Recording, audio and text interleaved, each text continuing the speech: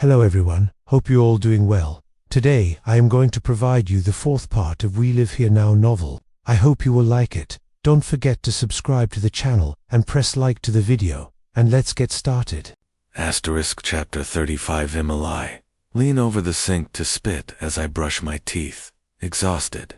Yesterday was a quiet day, Freddie working from home, and I thought I'd sleep better.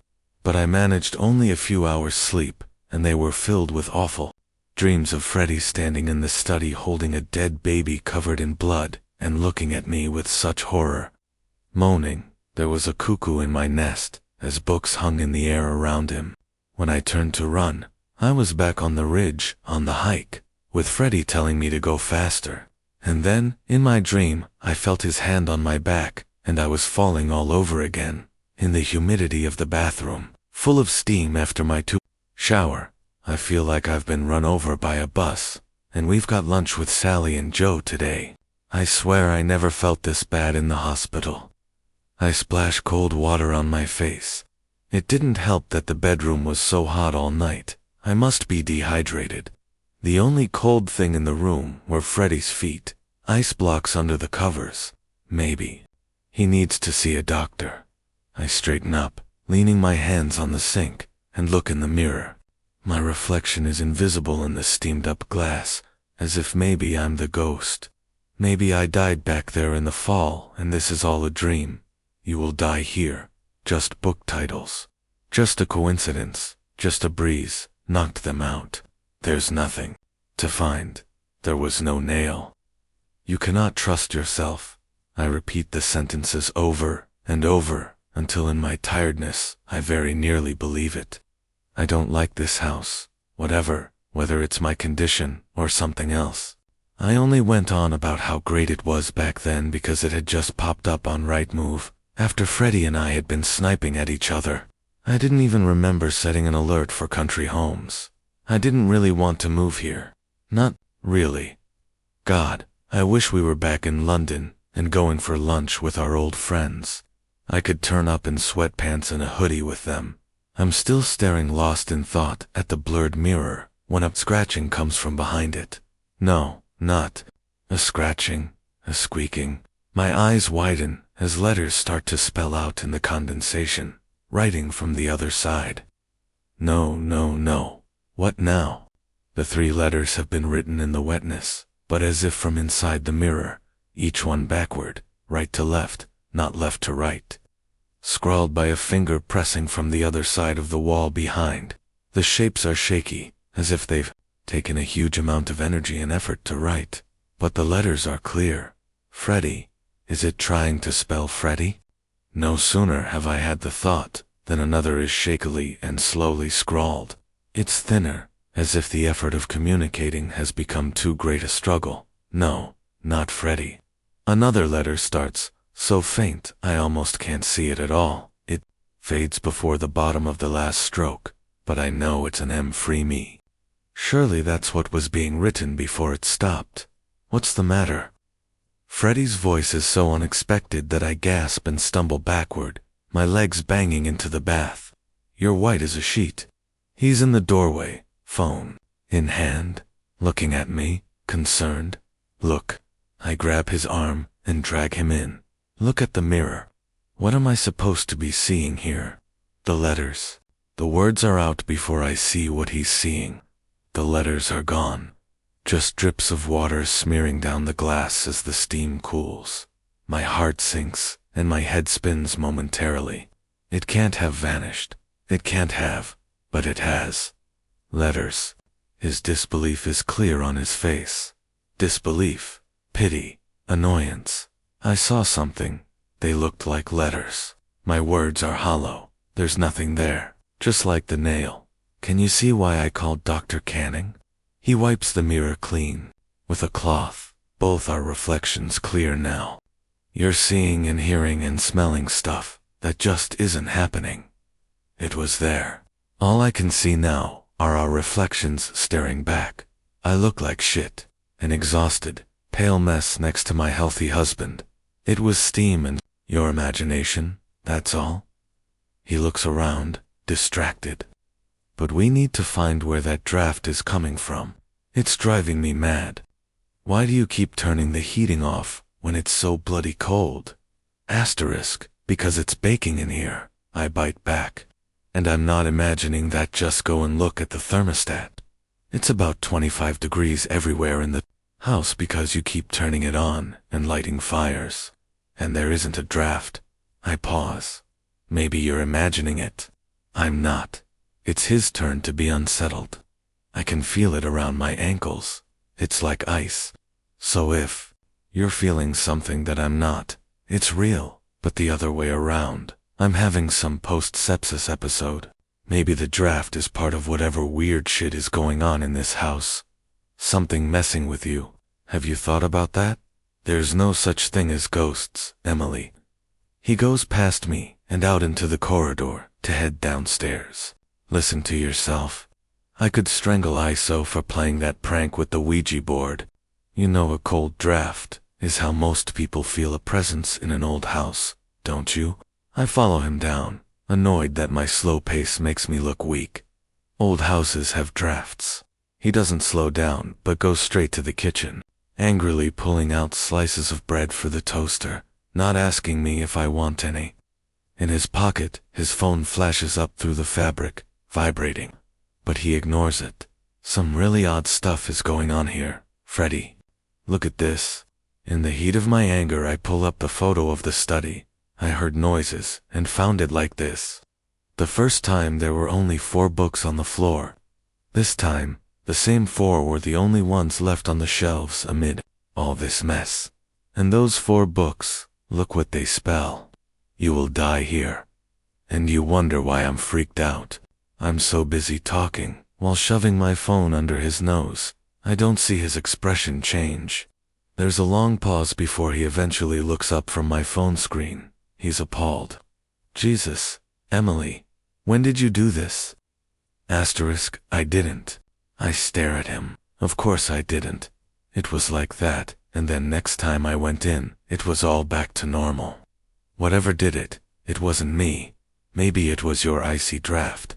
I think we need to talk to Dr. Canning about this. His phone flashes again through his pocket.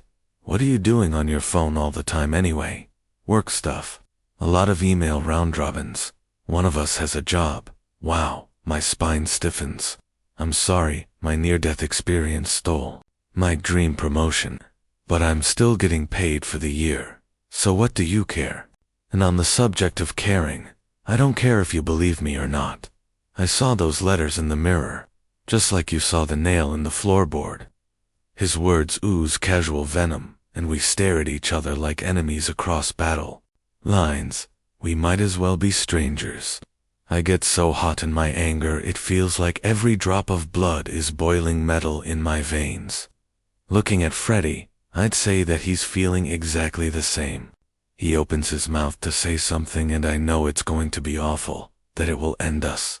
But just then the doorbell goes, startling us both, and suddenly the rage vanishes as quickly as it had come. The heat floods from me as I look back, toward the front door. Oh God, the vicar's cleaning lady. I forgot. I hurry as best I can to answer it, and when I glance back, Freddy's looking down, confused, at his toast, as if his anger has also left so suddenly he's feeling hollow and unsteady. Something's up with him, and it's not me, and whatever post-sepsis thing is or isn't going on. Just as I pull open the door, I'm sure I see his phone flashing bright again, and it must be buzzing because his face darkens. My stomach tightens. Maybe there's trouble at work. Asterisk, you must be Emily. I'm Mrs. Tucker.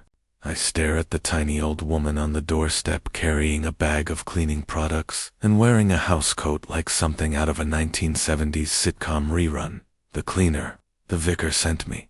Sorry, of course, please, come in. I step back to let her in.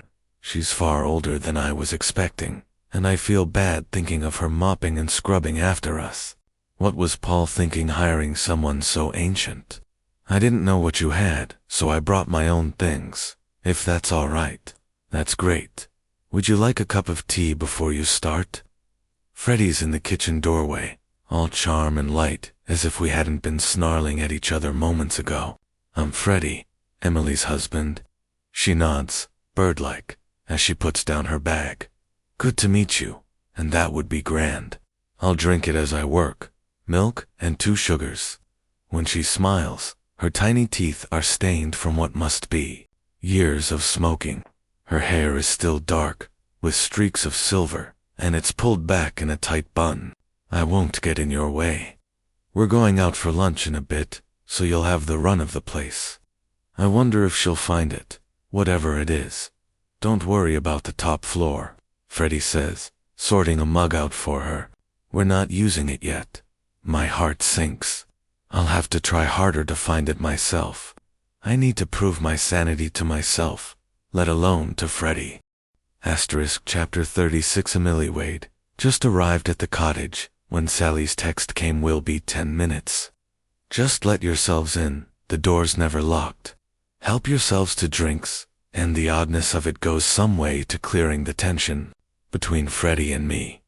The only thing he'd said in the car was quizzing me about getting a cleaner, which in turn pissed me off because it felt like he was expecting me to do it all, like some 1950s housewife, even though he insisted that wasn't the case.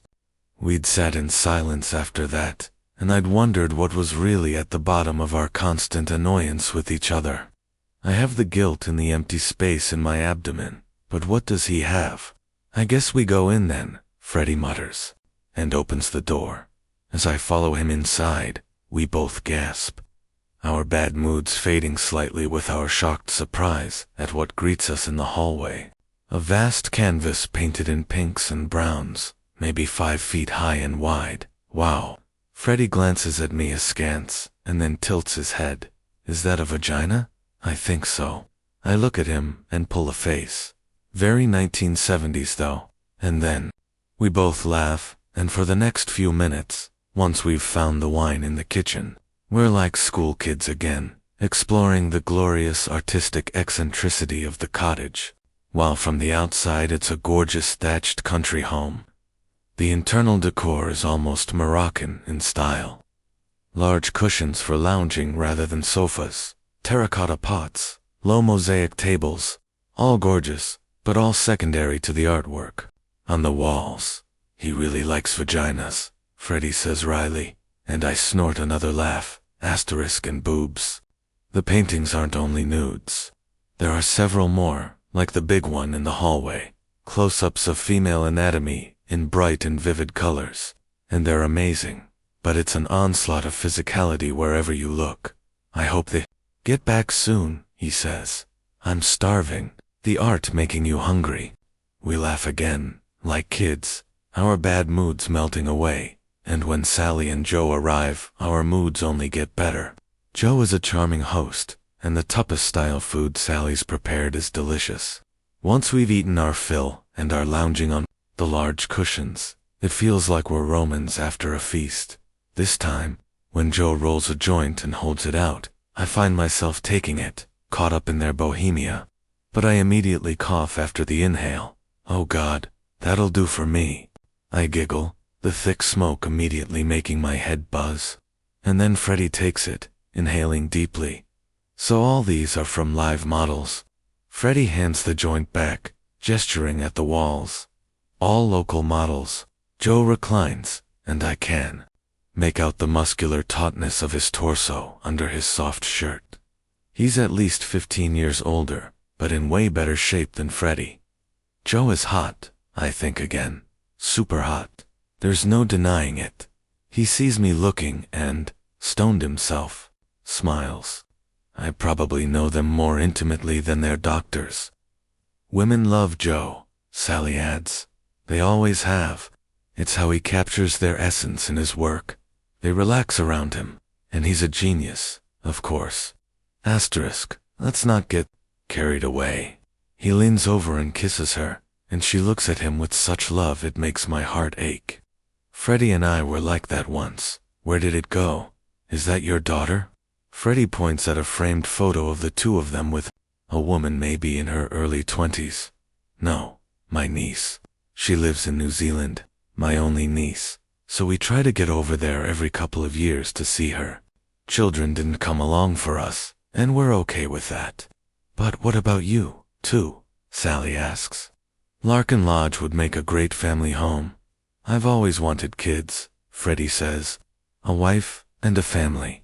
Old-fashioned maybe, but we've been working toward that. He looks down, and I think for a moment that he's going to tell them about the miscarriage, but he doesn't. Although getting Emily over her horrific accident has been our main concern. He squeezes my knee and I take his hand, feeling a sudden rush of affection for him. I don't want other people to know. I can't bear their sympathy messed up with my own guilt. Speaking of horrors, Joe says, how's the house? Any more strange feelings? Oh, let's not talk about that, please. I don't look at Freddie as my neck prickles with embarrassment.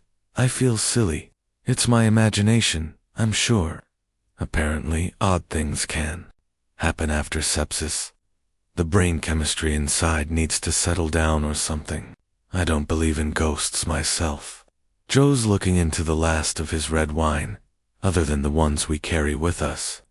He looks up and smiles, as if it's a joke, but something about it makes me shiver, even as Freddie and Sally laugh. The house needs some life. That's all. You should have a party, Sally says. The vicar knows anyone worth knowing. He can help you invite people. Cheer the place up. That could be fun, Joe says from behind a cloud of smoke. I don't believe in going back to previous homes, but I could make an exception in this case. I'm curious to see the lodge again, after all this time, and never let it be said that Joe Carter says no to a party. My professional reputation is at stake. Could be a nice idea. Freddie nods. We can invite our London friends too. I'm not sure I have a party in me, but now that Sally and Joe have suggested it, it feels like a done deal. And if I'm going to meet a bunch of new people, I want my oldest friends around me. So what's the magic to such a long and happy marriage? Freddie asks when we've finished our coffees and straightened out a bit. You two seem to have it nailed. How do you stay so close? It hasn't always been perfect, Sally says. I had to get used to Joe's work. So many women. But suddenly it all clicked, and we've never looked back. I can't imagine life without him. He's my world. And Sally is the perfect wife. True love, huh? Freddie smiles. Something like that. You have to be prepared to work at it. My thighs prickle against my seat, and I'm sure Freddie feels as uncomfortable as I do. The way we've been so snipey at each other hasn't been good. So what if he doesn't believe me, that there's something odd in the house? I haven't really given him any proof, and of course he's going to worry about the sepsis stuff. The other way around, I'd be the same. Marriage is teamwork, Freddie says, looking my way, and we smile at each other. I do love him. I do. I love him very much. Chapter 37. Millie. I'm really sorry about this morning, Em. As we get in the car, I can tell from his face that he means it. He's almost forlorn, ashamed of himself, and last night, I don't know why I was so shitty. Whatever is or isn't going on in the house, it's obviously freaking you out a bit, and I need to be more respectful of that. Especially as you've been on your own there for a few days. His hand reaches across for mine, and I take it. This is my Freddie. This is my husband. My heart lifts again, and I feel as bad as he does. I'm sorry too. I know you worry about me, and I know you called Dr. Canning with the best of intentions. Away from the house, full of great food, and with a warming wine buzz. Once again I'm second-guessing myself. Were there letters in the mirror? Was it my imagination? Maybe I should go and see Dr. Canning, get more pills. But is everything okay with you? I hold his hand, enjoying the familiar feel of him. You're not normally so snappy. Stuff at work. The new boss is constantly in my inbox, even though I'm moving branches. He looks the other way as we pull back onto the lane. I need to manage it better, especially on weekends. I shouldn't take it out on you. I look at the passing moors, so barren, even in the sunshine. I can't warm to them, and I don't think I ever will. The isolation and unforgiving nature of this place frightens me. I miss the city, I realize, with its constant noise and people, safety and freedom of numbers. I miss my friends too. Before my accident, Kat, Iso, and I were constantly WhatsApping one another. If not every day, then never more than a couple of days without a ping. But I guess that fell by the wayside for them when I was in the hospital, and it's hard to pick up again, especially with me just hanging around at home so far away. No drinks after work, no gossip, no buzz. Ahead the house looms into view, alone, on its hilltop, patiently waiting for our return. They're very happy, aren't they, Sally and Joe? Freddie adds from nowhere, thoughtfully. They certainly look that way. And she doesn't seem at all bothered about all those women's vaginas everywhere. We laugh again, and I squeeze Freddie's hand. We're happy too, aren't we? God, of course, yes, always. He sounds so surprised that I'm even asking, especially now that you're home and well. He grins at me and winks. Not the Hollywood star style of wink that Joe probably has, but it has a charm of its own. And when we get inside, Mrs. Bennet, I'm going to show you just how happy I am. Oh, really? Really? Suddenly, it's like the old days, the early days. Way back when we first met, and impulsive afternoon sex was something we thought we'd never stop doing. Back when we couldn't get enough of each other. We are okay. We will be okay. There's nothing wrong with the house, I tell myself as Freddie unlocks the door, and I follow him in over the threshold, already eager to get upstairs and get our clothes off. It's just me. It's all in my head. Asterisk, Chapter 38, Pemmilet. S. A perfect weekend. The weather has the edge of winter crispness to it, but is dry and bright enough to fool you into thinking that spring might be on the way, regardless of it being February. And it raises my spirits. We spend Saturday afternoon upstairs, and even with my fragile body, we still manage a couple of bouts of sex, which we follow by watching a cheesy action movie on Freddie's laptop and eating oven pizza in bed. Nothing wakes either of us in the night, and when we do finally roll into each other's arms at around 8 on Sunday morning, I'm not sweating from overheating and Freddie's feet aren't like ice blocks. Good morning. He kisses my nose. Good morning. I'm starving. He sits up and yawns. And thank fuck, at last this house feels warmer. I have such an overwhelming rush of love for him, and, more than that, affection. After a few years of marriage, love lingers on as a matter of habit, but the affection fades. The affection is the magic, that warmth and wanting to be near someone, to touch them. I sit up and snuggle into his back. Warm croissants, your wish is my command, as long as you bought some. We cuddle a little longer before I shove him toward the bathroom, and then I lay back on the pillow happier than I've been since before my accident. Since a while before it, if I'm honest. Asterisk, it's not just the surprisingly good day yesterday, but also a little hope inside me. A chance to put something right. We had sex 3 times over the course of the afternoon and evening, and not once did either of us even pause to reach for a condom. I touch the soft skin of my belly.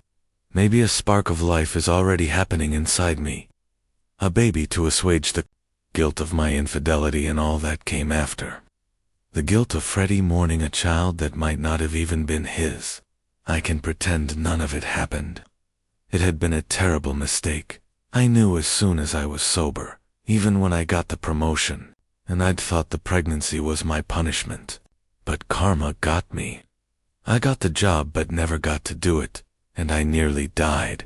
And I'd lost a baby I hadn't even had time to realize I wanted. I know Freddie has lost one too, but he hadn't known I was pregnant when I woke up in the hospital. I pretended I had been planning to tell him after the holiday, so it wasn't the same. I had known there was a baby growing inside me for 2 weeks by the time we went, and I'd spent a lot of that time wishing it wasn't.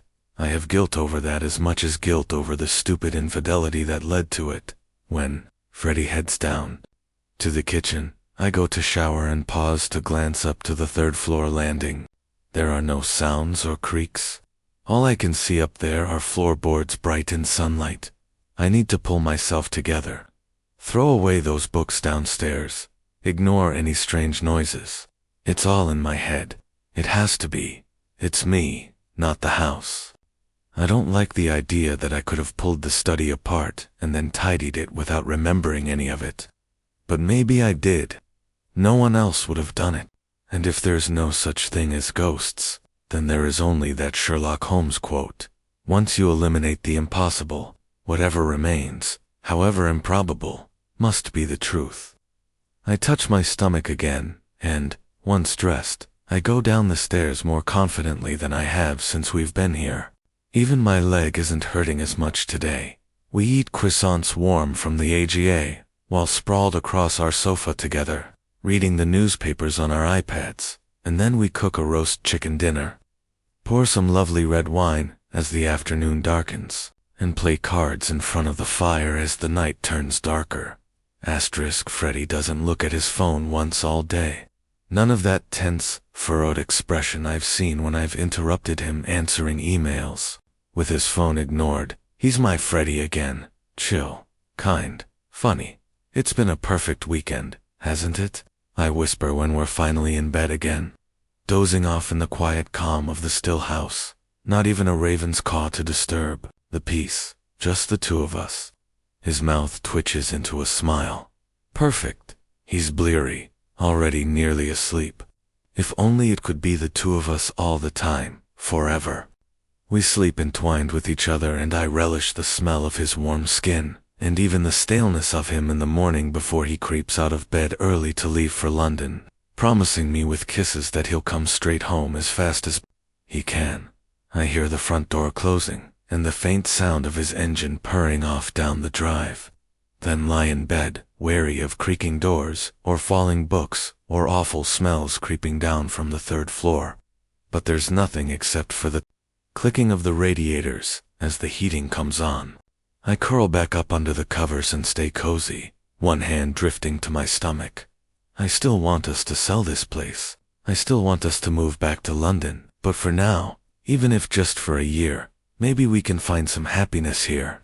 Chapter 39. Marilee Watkins, an earthy, rosy-cheeked, cheerful, solid woman in her early 50s, and her husband, Pete, a no-nonsense, quiet man, tanned and weathered from a life working in the fresh air, turn up mid-morning on Monday, in a battered old Land Rover, with mud-splattered tires. There's a lot of work to be done. I'm stating the obvious, as they've already trampled round the wet ground and measured up spaces and taken photos, and so have seen it for themselves. The garden is massive and a mess. That's how we like it. I love a project. Marilee has her camera out, constantly snapping different areas, and Pete's happiest when he can get the digger out. They both seem impervious to the cold. Pete's only in a t-shirt and jeans, despite the rapid drop in temperature this morning. And while Marilee has a jacket on over a jumper, I'm in 3 layers, wrapped up in my quilted Uniqlo coat, and still shivering. Obviously we want to keep the orchard, and we want it to still look like a countryside garden, I say. But it would be great to do something with those outbuildings, a home office in one, or a gym, a summer house maybe, and the paths need leveling. A patio and barbecue area would be wonderful, and a fence around the pond. Even if we don't stay here for very long, we've got the profit from the London flat, and getting all this sorted will add value. I'm sure. It's big enough that we can make 4 separate areas, each with its own style, don't you think? Pete, her husband, nods, the quieter one in the couple. Not sure how much you want to spend though. She continues, I know it's not going to be cheap, but if you send me a quote, I'm sure we can figure it out. If it's too much, I guess some bits will have to wait. I'll get some designs over to you, then we can decide the level of cost for the materials. Don't worry, she smiles, her head already in the project. We'll get this space looking amazing. I'll get that septic tank emptied out first, Pete says. Fill it in and level the ground, then dig out the paths. But leaving the 2 buildings aside, I reckon we could bring it in at around 25 grand. Going with middle price options for paving, slabs and decking. I'd go composite. It looks as good, and you won't slip. A lot of places I end up laying new lawn, but yours just needs some refreshing. Sounds great. Will we have to wait long? Even in the bitter cold with my toes going numb, I'm feeling fired up about the changes. We can redecorate inside too. Get rid of the suffocating flock wallpaper. I might even try to get up to the 3rd floor this week. Take some air fresheners. And dispel my fears. Face them at least. If I can get through a few more days without any strangeness, then maybe I'll fully relax. I'm already looking forward to Pete and Marilee starting work. I won't be alone here. A week or so. Depending when Marilee gets you a quote you're happy with. I'll send that over to you tomorrow. Doesn't take me long. Great. And how do you work? Up front, or, no, weekly? You pay at the end of each week's work. It's a small town. We rely on trust. Before they leave, Pete brings in a stack of logs, and Marilee builds a fire in the sitting room to make sure I'm cozy, even though I'm capable of doing it myself. And it's not only the flames that are glowing. As I wave them off, I am too. I check the study, a free song of Nervisin, the pit of my stomach. But the books are on the shelves, apart from the 4 I threw away. And everything is normal. A warm, normal, beautiful house. That's all it is. Still, I hope Freddy hurries back. Chapter 40. He leaves for longer in the days now. Takes to the skies, and cries out to the heavens as he races across the moors, scavenging among the dead things hidden in the frozen gorse and moss between the craggy rocks. Sometimes he sees another raven watching him. She pecks at a lifeless rabbit, lying half in and half out of a stretch of bog, and then perches on a stone several feet away, giving him space to approach. When he strips the dregs of meat from the carcass, she lets him be. Her feathers shine. There is no broken wing. They dance like this around each other for hours, and then, as the bright canopy becomes a blanket of night, she heads back to where the others all roost, warmth and comfort in numbers. She calls back to him, and although he wants to follow, he finds he turns, and his wings take him back to the strange house on the hill where his dead mate waits. Her dark, dead eye is full of venom. You can't leave me. You left me alone. You fled and left me to die. You murdered me. He shuffles in closer, and drops a morsel of rotting mouse in front of her that he knows she won't eat. She can't eat it. His mate is dead. He knows this. He settles down beside her to sleep, but this night, he dreams of earlier long, hot days, many cycles gone past, when they were young, before her wing was damaged, before she pecked at him, before he chose to leave her in the chimney, before he fled up and away, not only from the danger, but from her. You left me to die. You murdered me when they existed only in the joy of each other. Before, and nevermore. In the morning, the new raven, Brightwing, as he thinks of her, alive and vibrant, not like Broken Wing beside him, is on the wall, waiting patiently, beady eyes, alert and sparkling. He doesn't look at his old mate as he flies off, letting out a caw that comes from deep inside him and speaks to freedom and imprisonment and wanting what cannot be had. As the wind cuts cold across his beak and Brightwing comes alongside him and they circle and dash. Like he has before. He can't help but think before. Maybe not nevermore. Asterisk. Chapter 40. One Freddie Emily's accident replays in my sleep. The nightmare, a vivid attack on my senses. The heat of Abisa on my back. The salt in the dry air. I follow her on the stony track and wonder why she's been so shitty all holiday, not letting me touch her. It's me who's got the problems. She's got her dream promotion when we were supposed to be concentrating on my career, and she's still bitching at me. She's hiding something. I know it. I guess that makes two of us. I'm sure she's walking slowly on purpose. Why can't she speed up? Get this stupid hike over with. When it really happened, I got up close, irritatingly close, filled with an urge to have a really big fight, the kind that makes you honest, no matter what the consequence. I wanted to shove her. I really did, and maybe I was too close, and maybe I brushed her, but I didn't push her. But in the dream, it's different. In the dream, I push hard and watch with glee as she turns toward me, ugly with irritation, before her ankle twists and that anger turns to surprise. This time when I see that awful dread on her face, I grin so hard my face is in danger of tearing in two. And as she falls and her hand reaches out for me, my smile turns to laughter. When her body breaks on the rocks below, I laugh harder. I'm free, I think, standing there on the rocks. I don't have to stop at all. But then the sky clouds over, suddenly cold and heavy with rain, and in the distance I hear sirens. And I know I'm not free, and I'm going to prison, and suddenly I'm thinking of all the things I'll never have again. Like a cold beer on a sunny day, and a Sunday roast with good red wine, and watching movies on a whim. And this is all her fault, and God, why did I kill her? And then, just as the panic overwhelms me, I wake up. I stare at her in the darkness, a lumpen shape asleep beside me, and my heart jackhammers as I swallow hard. She's alive. I'm not going to prison. I take a deep breath to calm down. Fuck, what a dream. My feet are almost numb with cold, and my bladder's contracted, leaving me with a fierce need to pee. This bloody freezing house. My good mood from a great day at work was ruined when I got home, and felt that draft again, and then Emily told me how much the garden work was likely to cost. I told her that the money from the flat was tied up in investment accounts, and rather than lose the interest, maybe she could pay for it from her insurance salary. She's got a chunk that has accrued during the months she was in the hospital. She agreed, which was good. And of course Kat, Russell, Izzo, and Mark have already said yes to the party. The thought of Mark back here makes my stomach clench, but if he knew anything, he'd have told Emily and confronted me directly. I get out of bed, my toes painful with the cold, and hobble to the bathroom.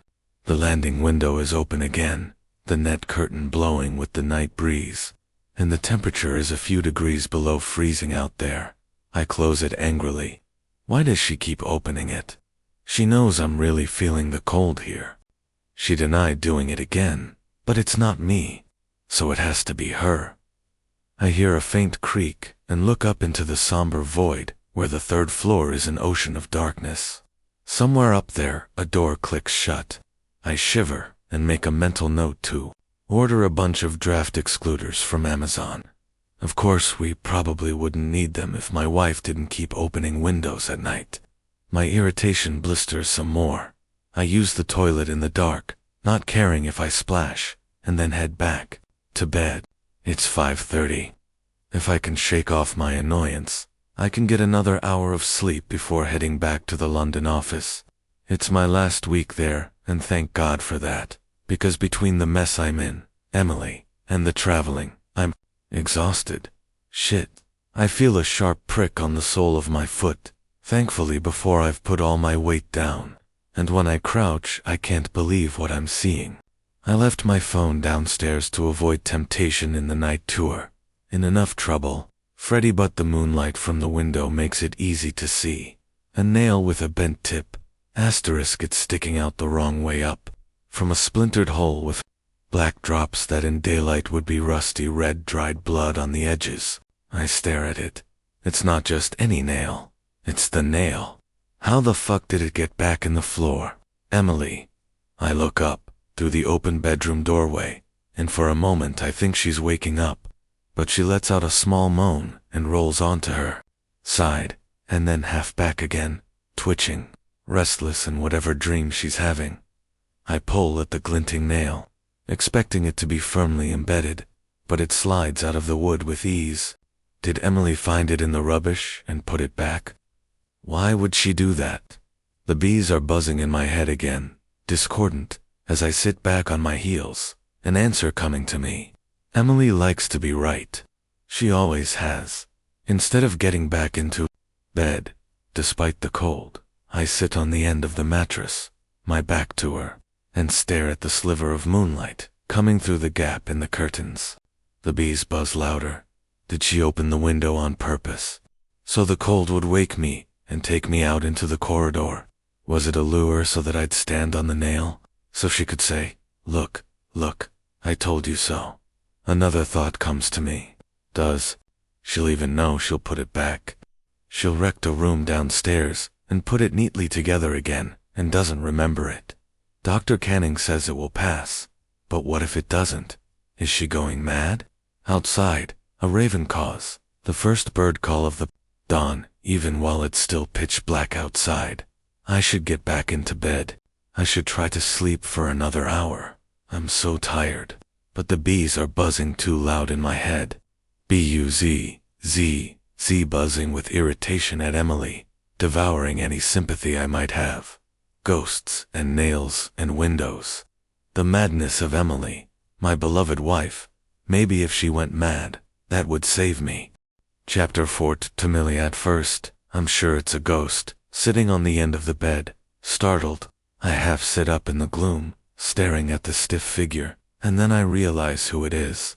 Not a ghost at all. Freddy. He doesn't answer. He doesn't even twitch. His back is straight, his hands resting on his thighs. He's sitting perfectly still with his back to me, staring at the streak of pale moonlight slicing through the gap between the curtains. It's cold in the bedroom, as if the window's been left open again. Freddy. I'm louder, but he doesn't move, and my voice and the quiet and his stillness disturb me. A quarter of his face is visible, and he looks empty. Not like my Freddy at all. Go back to sleep. His voice is as hollow as his expression. Maybe he's half asleep himself. Maybe he's been sleepwalking. I lie back down, expecting him to climb in beside me, but he doesn't. When the alarm finally goes off an hour later, I pretend to stretch as if I've just woken up, and Freddy gets quickly to his feet, as if he's just got up. But we're both liars. As he heads into the bathroom, barely glancing my way, I try to cling on to the dregs of the joy I'd found yesterday in the new quiet calm of the house. But Freddy's foul mood since he got home yesterday has drained it out of me. As the shower bursts to life, I get my dressing gown and hobble downstairs, not wanting any awkward conversations while he's getting dressed. The closeness of the weekend feels like a dream now. When did our marriage become this pendulum of instability? The kettle's boiling when I see his iPhone sitting on the kitchen counter. He didn't take it up to bed. Why? We always take our phones with us. He normally charges it by the bed. I pick it up, and my fingers prickle with possibilities. Freddy, like everyone these days, is never far from his phone. My heart picks up pace. Freddy's been so moody, up and down. Are there secrets in his phone? Things I don't know about? It makes me feel sick. I don't want to even think the word affair. That would be some irony, wouldn't it? All the guilt I've been feeling over my awful one-night stand with Neil at work. And what if Freddy's having an actual affair? Neither of us has ever been the jealous type, and I've always figured it's because neither of us is the cheating type. But it turns out I was, if fleetingly. Maybe he is too. Does fidelity change over the years? Have I been smug and complacent? Sex with Freddy had been sparse for a while before my accident because of my own guilty secret. And then I was in the hospital for months. Freddy was alone for a long time. I stare at the black screen, my body fluttering with temptation. I have never once gone through Freddy's phone. I've never been that person. I take a deep breath. I'm not that person. But I've never been so confused by him either. These strange moods. The business with the nail. The window. Something's going on with him. I need to know what. The pipes are rumbling, so I know he's still in the shower. It'll be at least 15 minutes before he's downstairs. It's now or never. When will I get the chance again? Before I can change my mind, I turn on the phone and then put in his passcode, relieved that he hasn't changed that. He wouldn't, I remind myself as his home screen comes up, a photo of the two of us sitting behind the icons. because he would never believe for an instant that you'd look at his things without asking. Phones are so personal, private. That doesn't stop me looking. There's nothing unusual in my scan of his texts. Then his WhatsApp again, nothing I don't recognize. And when I click into the threads from his work colleagues I've never met, wondering if maybe he's disguised a lover with a different name. The messages are all about meetings and nothing at all interesting, let alone clandestine. I checked the archive. Nothing there either. His Facebook messages and his Instagram and then his email are free of anything suspicious. It's all normal. Asterisk, I'm stumped and beginning to feel ashamed of myself when something niggles me. I think back to finding him in the bathroom on the night of the Christmas dinner and the Ouija board, so focused on his phone when he said he'd had to answer a work email. I go back into his inbox. There's nothing for that night. Nor is there anything in his sent items. He doesn't delete emails. I know that because he tells me off for deleting stuff I might need later. And why would he delete just one? I looked through last weekend in this, and there are no work emails at all. So if he hasn't been emailing work, what has he been doing? On his phone. And whatever it is, why has he deleted it? I'm so lost in my thoughts, I don't realize he's out of the shower until I hear him at the top of the stairs. With fumbling fingers I quickly turn off the phone, put it back where it was, throw a couple of slices of bread into the toaster, and start making the coffee. He's got a girlfriend somewhere. My stomach knots. It's the only explanation. I was in the hospital for months and he got close to someone. These things happen all the time. Freddy's not used to being on his own and he's never liked it. There was temptation and he gave in to it. Do you want coffee? I'm amazed at how normal my voice sounds when inside I feel like my heart is in a vice, being crushed to implosion. No, I should head out. He's already pulled on his coat. I'm so glad this is the last week of this commute. I'll be back Thursday. Got my leaving drinks on Wednesday. Shouldn't be too wild. It's not like I'm leaving the company. Okay? Good. The others be here Saturday morning. I'll get the party stuff organized. I'm desperate for some kind of reassurance, but he doesn't even look at me. Was that why he was up in the night, sitting on the bed, thinking about his affair? I'll see you Thursday then. Drive safely. I should confront him, but with what? That I just went through his phone without his permission and found nothing suspicious, but I still think he's having an affair. I'd sound like some paranoid, jealous wife, and I'm not that. I don't want to be that, even as my heart is breaking with fear. Karma's coming for me again. I slept with someone because I was drunk and stupid, and had always had a little crush, and thought it might get me a promotion. It was so mercenary that it must be way worse than if Freddy met someone he liked when I was in a coma. But still, the jealousy stabs at me. The idea that I could have been dying and he was in bed with someone else. He opens the door, cold air sweeping through the house, and then, as if it's blowing away his mood, he turns back. Call me if anything worries you. Love you. I will love you too. And then he's gone. The toast pops up, but I can't even think about eating. Could Freddy really have cheated on me? I take my coffee and go through to the sitting room, dropping onto the sofa. I can't imagine it. But then I can't imagine what he was going through when I was in the coma. Maybe it was a one-night thing with someone from work like I had, or at least a short-lived fling. Some comfort that got out of hand. A thought strikes me, a glimmer of hope. Maybe he's been trying to end it. My heart lifts suddenly. Yes, maybe that's it. Maybe that's why he's been having such odd moods. He's never been good with pressure. Maybe he's told her it's done and she's hurt and he's trying to smooth it over.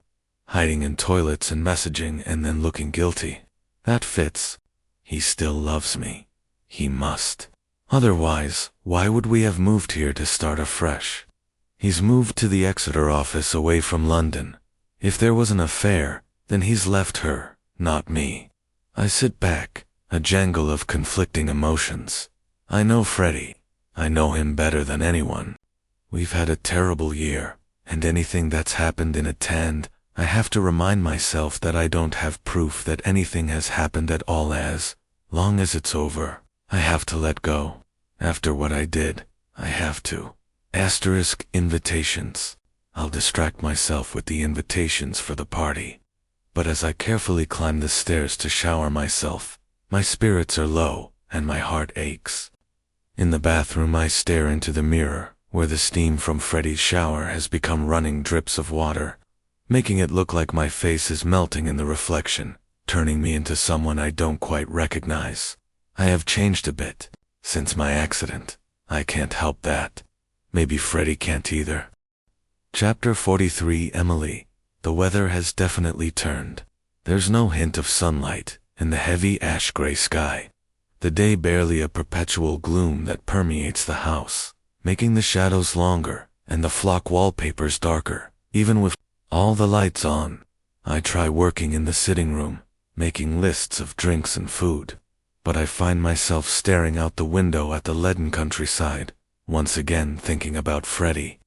I can't stop thinking about Freddy and what he might have been doing while I was hanging in the balance between life and death. It sticks in my craw that I might have been dying while he was sleeping with someone else, maybe sleeping with someone else. The understanding of his situation I felt earlier is fading now that he's gone and I'm here alone again. Who cheats on a desperately ill wife? You don't know anything for sure, I tell myself over and over as I add sausage rolls to my list. You have no evidence of anything. My evidence is the lack of things. An email that wasn't there. That's it. So ridiculous when I think of it that way. But still, I can't let it go. I'm constantly plagued by the opposite of evidence, ever since I've been in this house. Even when Fortuna Carmichael told me there are no ghosts at Larkin Lodge, I took it as evidence there were. A message telling me to find it, and I've found nothing. After my shower, I updated my notebook with the events of the mirror, and added in that Freddy always feels cold here. And I kind of wish I hadn't, because with the bleakness of the weather outside, a purgatory of gray, it's hard not to feel creeped out in the big house on my own. My eyes keep darting to shapes in the wallpaper that seem like they're moving in the corner of my eye. But when I look at them, everything is normal. It's disconcerting, if not frightening, and I'm tired of second-guessing my own imagination. I'm doing it with Freddy, and I'm doing it with the house. It's as if either everything is wrong, or nothing is wrong, and my brain can't decide which, leaving me in limbo and going round and round in circles. Asterisk. By midday I feel like the rooms are shrinking around me, and unable to bear the oppressiveness of my own thoughts any longer. I get my coat and keys and head out to the car. I'll go mad if I stay here alone all day.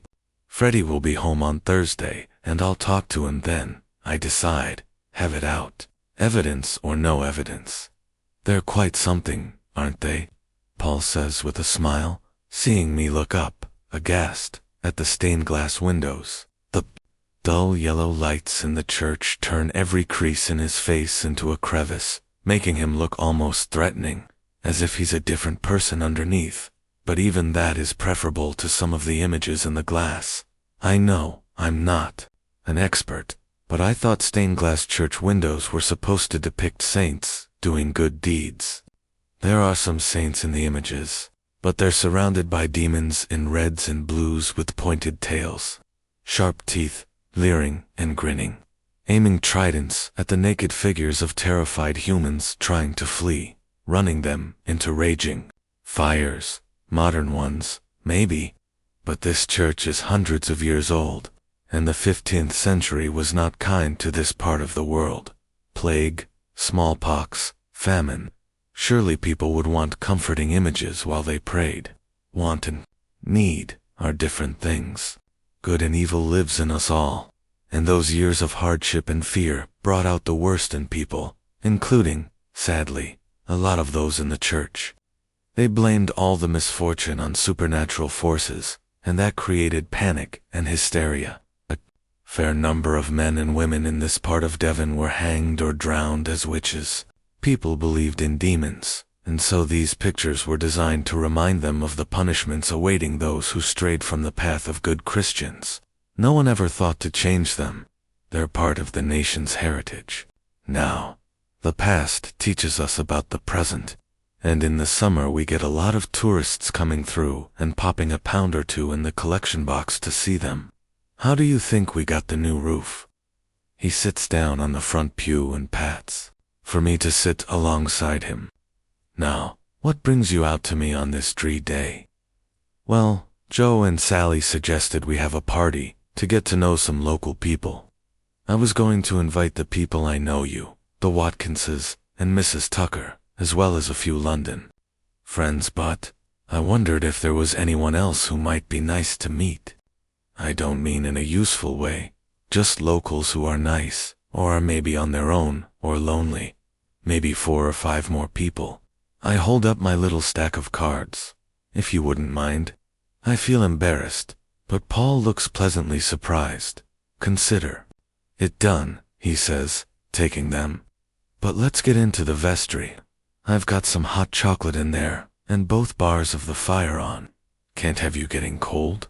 I follow him through to the back of the church, as he talks about a few neighboring farmers I should invite. And despite the worry in the pit of my stomach about whatever Freddie may or may not have deleted from his phone, I feel slightly warmed to be becoming part of a small community. Maybe we should stay here for longer. If Freddie's affair has been in London, suddenly I don't want to rush back there. But do I really want to stay in Larkin Lodge? It's not the kind of place I want to stay forever. Asterisk chapter 44, Emily.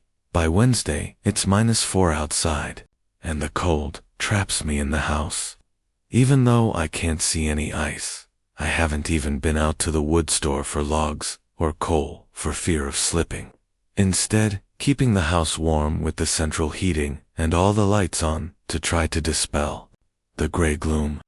I still haven't been up to the 3rd floor, and even though the house has been quiet, I can't shake the foreboding that seems to come from within its walls. And I know I won't be able to until I've faced the primary suite again. Every time I tell myself I'll do it, I find an excuse or a reason to delay. The truth is that I don't want to go up there while I'm alone in the house. I'll wait until Freddie's back tomorrow. It's his leaving drinks tonight, so I don't expect any texts from him. We've never been in each other's pockets, but as evening rolls around, I can't help wondering what he's going to be doing and with whom. If she's someone he works with, even if he's ended it, will there be some last booze-induced moment? I browse his Facebook looking for women from his work and evaluating them against myself. Women whose bodies didn't break and who didn't spend months in the hospital. Fully functioning women. In the end, my head is throbbing so much that my suspicions burn themselves out in the pain. He'll be back tomorrow. I can talk to him. Them. Hopefully he will just be shocked and laugh at me. Maybe he deleted an email because it was sensitive information for work. Maybe he's not lying to me at all. I cook fish and chips from the freezer, but I can't find much enthusiasm to eat more than half, so I put the rest out the front in case of birds and wildlife who might want it. Maybe my raven will come for it. I haven't heard him for a day or so. I hope he does. The air is icy, and I bolt the door closed and wish we had a cat or something so I didn't feel quite so alone and morose. Asterisk chapter 45 Emily. The nightmares come for me again, in the dream. Larkin Lodge is folding in around me, like origami paper. I'm standing on the middle landing, and in the window there is a mouth, opening and closing, mist coming into the house like exhaled smoke. In the gloom I hear a moan, and I look behind me through the bedroom door to see the vicar. Paul, sitting on the bed, the awful demons from the church windows clinging to him, their claws digging into the flesh of his cheeks, dragging his skin downward, his jowls tearing. Good and evil live in us all, he mutters at me. Even in you, Emily, you did a bad thing. You tell yourself it wasn't your fault, and you didn't have a choice, but there's always a choice. You did what you wanted. You always do what you want.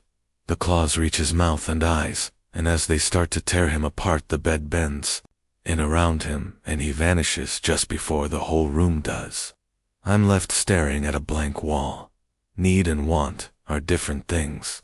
A voice hisses, and, as the window folds and vanishes, a light overhead comes on, the bulb swinging violently. From side to side on the cable, I see Freddy then, crouched, crab-like on the wall, leading up to the 3rd floor. He's facing downward, head turned to look at me, as he scuttles backward, up into the gloom, his feet and hands clacking against the plaster. "I told you not to touch the floor," he hisses, as he moves jerkily back a few more paces, until only his head is visible in the blackness upstairs. "I told you." My feet are suddenly cold, and I look down, shocked, to see the floorboards, all with nails sticking out of them, snapping over each other, clack-clacking as they bend. Before I can move, they're over my feet, trapping me, and with each further fold, I drop suddenly a few inches, my legs disappearing. "I'm being eaten up by the house. You'll never get out now," Freddy says, with that awful dream grin that stretches his face wide. "Never, never, never." As he disappears backward into the void of the 3rd floor, the pressure around my legs increases and I start to scream. But my voice is a raven's caw, louder and louder, and I can understand what it's calling. "You will die here and..." Then I wake up with a start, the nightmare and reality blending, as I can still hear the grating bark of my dream scream. And then I realize that there's a real live raven cawing loudly somewhere outside the bedroom window, downstairs. I check outside while the kettle is boiling, and even though my heart sinks at the sight of the damp, freezing mist that's clinging to every outside surface, heavy and ominous, there's no ice, and the fish and chips left outside have all gone. I hope it was the raven who fed, cawing his thanks, when he woke me. It's a small moment of joy in an unsettling morning. I can't shake the nightmare, and in the quiet, the house once again feels strange and darker, and I'm constantly glancing this way and that, things shifting in the corners of my vision, like there are worms under the wallpaper, rippling and wriggling just below the surface. Every corner is filled with threatening shadows no matter how many lights I put on. And in the end I take my tea and toast into the sitting room and wish I had the coals to light a fire. I want the comforting crackle and the glow of the flames. The only book I can read without going into the study is the Poe collection on the coffee table, and with a perverse curiosity to see if I can look at it without my imagination running away with me, I read The Murders in the Rue Morgue. It's a heavy-going piece, for me at least, because I'm out of practice at reading anything but modern books. But I still feel a shiver when a body is found up the chimney and there are broken nails in windows. It all feels a little close to home, and I end up cheating and Googling a summary before putting the TV on and filling the sitting room with the cheerful chatter of morning chat shows. Outside the mist refuses to shift, and one text Kat and Izzo too. Say how much I'm looking forward to seeing them again at the weekend and not to worry about dressing up for the party. Izzo can get quite out there, and I expect the locals will not be turning up in 5-inch heels and skin-tight dresses. Neither of them answer, both busy at work, and once again I feel like I'm still somewhere in limbo between life and death out here in the lodge by myself, while everyone else is caught up in the cut and thrust of big city industry. In a sudden bout of self-pity, I get a craving for crumpets and head back to the kitchen to top up my tea and toast. Maybe I'll find a comedy on Netflix. Have a sofa day. Sod even doing my physio. Anything but think about Freddy and missing emails and my own unreliable brain. I'm in the downstairs hall, heading to the kitchen, when the smell hits. That same awful, rotten stench that choked me upstairs. I take 2 steps forward, and it clears then. I take 2 steps back, and it returns. I go up the stairs, and it thickens like the blanket of fog outside, and my mouth dries, ready to gag. It's coming from upstairs, or is it? Maybe it only exists inside your post-sepsis brain. Crazy Emily. I stand, wide-eyed like a rabbit, alert and unsure. Even if it is just in my head, that doesn't take the stink away. I'll burn some toast maybe, get the coffee machine on, then open the front door. Drown out the bad smell with other strong ones. confuse my damaged brain. I have to stay sane, focus on what's real. I'm about to turn away when I hear it. A creak. My heartbeat immediately picks up. Not a creak. This isn't the door upstairs opening and closing. This is something else. The sound comes again. It's a tread. A heavy foot on the stairs, and I feel the banister tremble under my fingers where I'm gripping it. Another footstep, and then another, closer together. 4, 5, 6, and I stand back, alarmed. Something's coming down the stairs. With each tread, the noise is louder. I back away. Whatever it is, whoever it is, must be nearly on the middle, landing by now. And the vibration that was coming through the banisters now shakes the walls of the house. I hear the thud of unnatural footsteps closer overhead, threatening to come through the ceiling. And once again, I'm sure the walls are closing in on me. The fronds in the awful flock wallpaper rippling like ivy, ready to tear away from their place on the walls and wrap around me, trapping me here, until whatever is coming down from the third-floor room reaches me, and I die of fright at the sight of it, as the thumping footsteps turn into a run above me. Thud, thud racing for the last flight now. I can't take it anymore, and I grab my keys from the side table and yank the front door open, before slamming it behind me and running, no longer caring about ice, into the enveloping mist.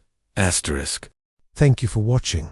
I hope that you like it. Don't forget subscribe to my channel and give us a like, and see you next time. Bye.